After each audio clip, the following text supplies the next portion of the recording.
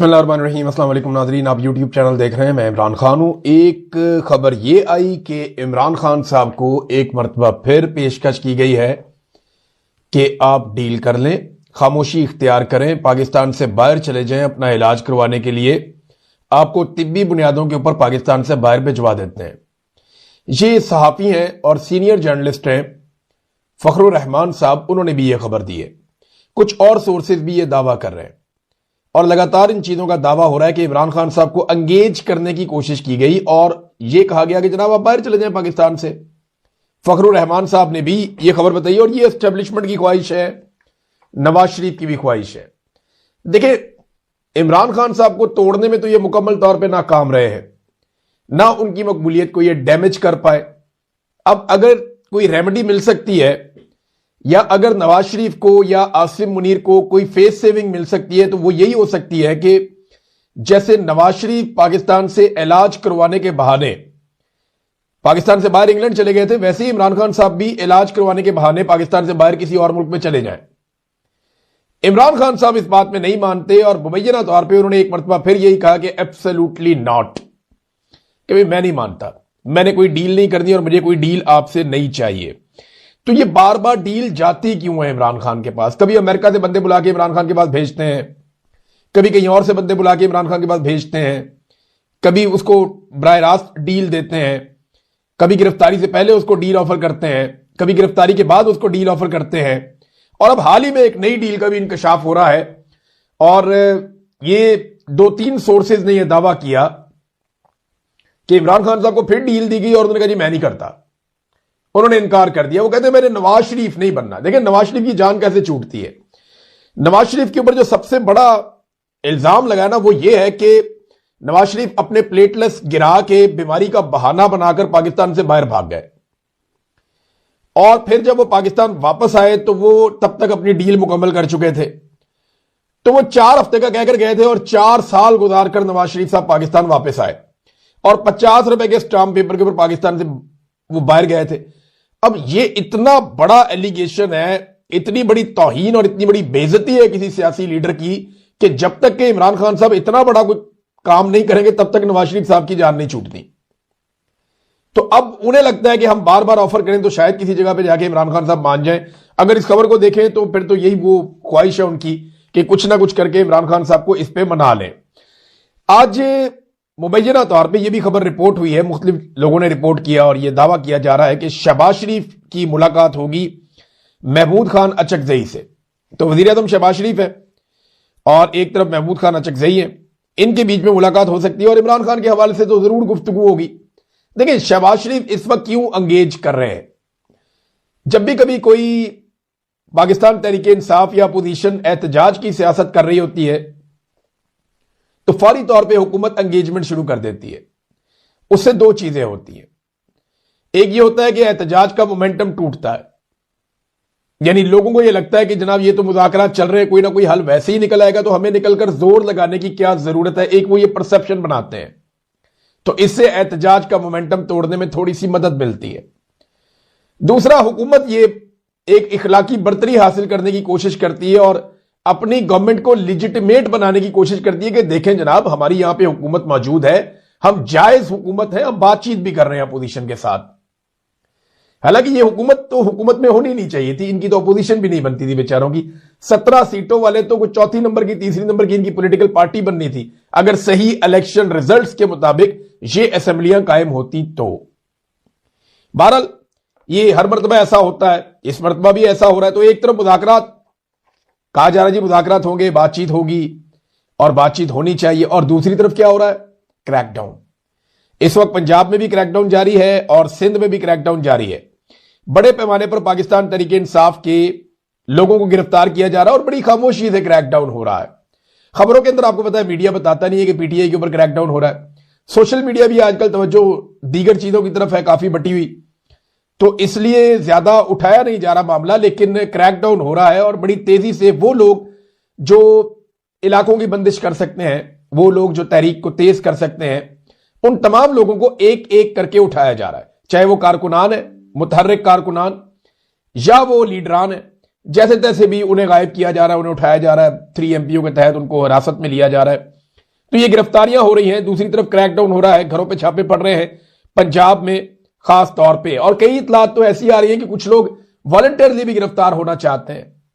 अब इसमें कितनी सदाकत है मैं आपको कह नहीं सकता, किसी बंदे का नाम लेना हो तो मैं ले नहीं सकता, लेकिन आपको मैं ये बता सकता हूं कि वफाकी वजीर ने भी एक ने कहा, हुकूमत के बंदे ने, कि जनाब हमसे तो राब्ता करके लोग कहते हैं कि जनाब हमें गिरफ्तार कर ले वरना ये 8 फरवरी हमारे खाते पड़ जाएगा दोनों तरफ से। देखिए ना गिरफ्तारी का कितना फायदा होता है। एक, पाकिस्तान तहरीक इंसाफ आपसे पूछ नहीं सकती, आप कहते हैं नहीं मैं तो गिरफ्तार हो गया था। दो, अगर 8 फरवरी को कोई बड़ा वकूआ हो जाता है तो हुकूमत आपके ऊपर पर्चा नहीं दे सकती, आप कहेंगे जी मैं तो उस दिन अंदर था। तो ये डबल फायदा हो जाता है अंदर होने का, कि आपकी हाजिरी भी पड़ जाती है और आपकी खाल भी बच जाती है। बहरहाल ये इस तरह के लोग होते हैं, लेकिन पाकिस्तान तहरीक इंसाफ में अब ऐसे लोग कामयाब नहीं होंगे, क्योंकि पाकिस्तान तहरीक इंसाफ ने एक बड़ा कड़ा एहतसाब शुरू कर दिया है अपने अरकान असेंबली का और ओहदेदारों का, और एक एक करके अब वो नाम सामने लेकर आ रहे हैं, MNAs के, MPAs के, सोशल मीडिया के ऊपर जो पाकिस्तान तहरीक इंसाफ का अपना सोशल मीडिया है या उनकी अपनी पार्टी के लोग हैं, उन्होंने अब ये मामला उठा दिया है। वो ये बता रहे हैं जी फलाना MNA एक दफा भी नहीं आया, ये MP है ये भी नहीं आया, ये मिनिस्टर है ये भी नहीं आता था, इसको इमरान खान साहब का करीबी साथी है ये भी नहीं आता था, ये जो बंदा है इसको ये ओहदा दिया हुआ वो भी नहीं आता। अब सोशल मीडिया ने ये बेड़ा उठा लिया है और वो एक एक करके बता रहे हैं कि जनाब कौन आता है और कौन नहीं आता। ये रोला पड़ गया। दूसरी जानिब एक और चीज हुई और बड़ी इंटरेस्टिंग है, 8 फरवरी के एहतजाज से बिल्कुल पहले, यानी ऐन जब एहतजाज का माहौल बना हुआ है और इमरान खान साहब को कैद तन्हाई का सामना है और उनकी आंख को इलाज की जरूरत भी है और तहरीक चलाने की कोशिश हो रही है, तो शेर अफजल मरवत और मिशाल यूसुफजई ने आसमा शरादी साहबा के प्रोग्राम में इल्जाम लगाया कि तोशाखाना 2 केस में वो हार जिसकी वजह से बुशरा बीबी इमरान खान साहब को सजा हुई है, वो हार अलीमा खानम ले गई थी। ये उन दोनों ने इल्जाम लगाया। वैसे ऐसी कार्रवाई तो कोई दुश्मन भी ना डाले इस मौके पर, जब इमरान खान साहब कैद तन्हाई में है, फंसे हुए हैं, बुशरा बीबी भी अंदर है, इमरान खान की बहनों को रोजाना वहां पे जेल के बाहर मार पड़ती है, जब भी वो आती हैं बार बार उन्हें उठा लिया जाता है, उन्हें हरासा किया जा रहा है, उनके ऊपर मुकदमा चल रहे हैं और उनको गंदे अंडे तक मारे गए, बहुत अजीबोगरीब बालों से पकड़ के घसीटा भी गया। ये सारी घटिया हरकतें हमने वहां पे अडियाला जेल के बाहर होती हुई देखी है। वो बेचारी रोजाना की बुनियाद पर अदालतों में जा रही है, जब वो अपने भाइयों का मुकदमा लड़ रही है उस वक्त इस किस्म की चीज इस तरह लेकर जाना उनके बारे में बड़ा अजीब सा, कोई दुश्मन भी ऐसा ना करता, लेकिन ये इन दोनों ने किया। शेर अफजल मरवत ने ये इल्जाम लगाया और मिशाल यूसुफजई ने इसकी तस्दीक कर दी इस इल्जाम की। तो जनाब शाम तक अलीमा खानम का इस पे जवाब भी आ जाएगा, जो भी जवाब आएगा फिर हम आपके साथ शेयर करेंगे कि अलीमा खानम इसके बारे में क्या कहती हैं।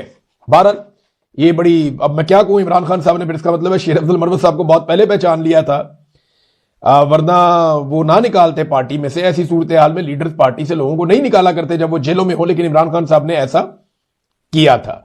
अब इमरान खान साहब का देखिए हालात उनके इतने मुश्किल है कि फैमिली और डॉक्टर्स को मेडिकल रिपोर्ट्स देनी थी और ये हुक्म सुप्रीम कोर्ट ऑफ पाकिस्तान के चीफ जस्टिस ने दिया कि जनाब हमने कह दिया है।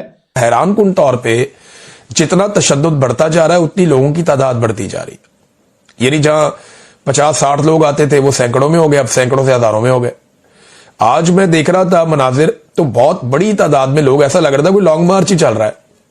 बड़ी तादाद में लोग अडियाला के बाहर पहुंच गए और जाकर अलीमा खानम के साथ, नौरीन खानम के साथ, उज़मा खानम के साथ, जो इमरान खान की बहनें, और इमरान खान के साथ उन्होंने इजहार यकजहती किया।